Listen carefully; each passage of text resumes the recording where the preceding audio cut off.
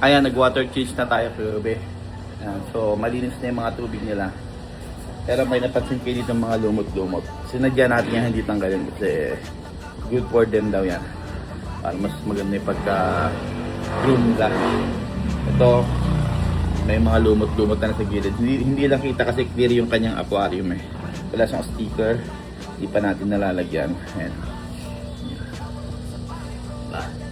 Good for them yan.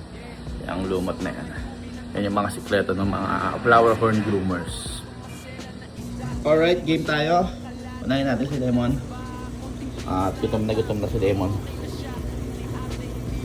Lemon! One down.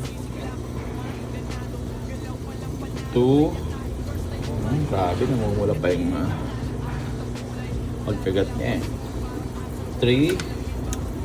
Grabe. Aggressive na aggressive si Lemon. 4.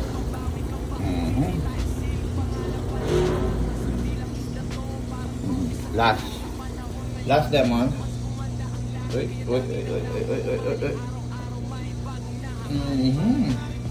Kita nyo naman, oh. Usok-usok pa na pala yung bibig nyo. Okay, si Medusa naman. Medusa.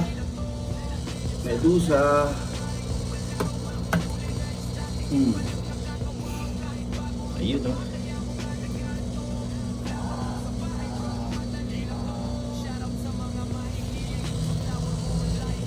Ayun. Galing yung Medusa. Isa't kalahati si Medusa. May kalahati pa siya. Yung pa Medusa. Yan. Sa cordon bleu. Ito na. Takot na ni cordon bleu. Pangalawa. Galing. 2. Nakakatatlo na yan si cordon bleu. Pakatlo ni cordon bleu. Pakatlo ni cordon bleu.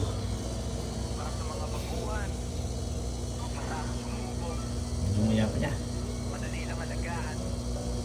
Wait lang daw. 3. Good boy, cordon bleu. Here's your pellet. Number 1. Top. Uy. Kinagat-agad. 2. Wow. Galing. 3. Oh, galing.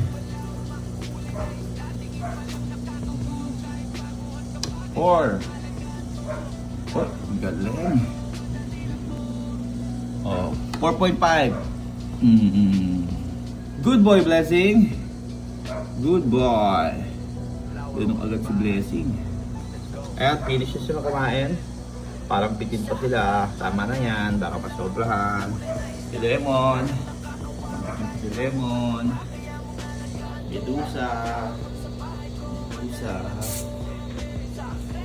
Cordon bleu. Solve na sila. Solve na sila this morning.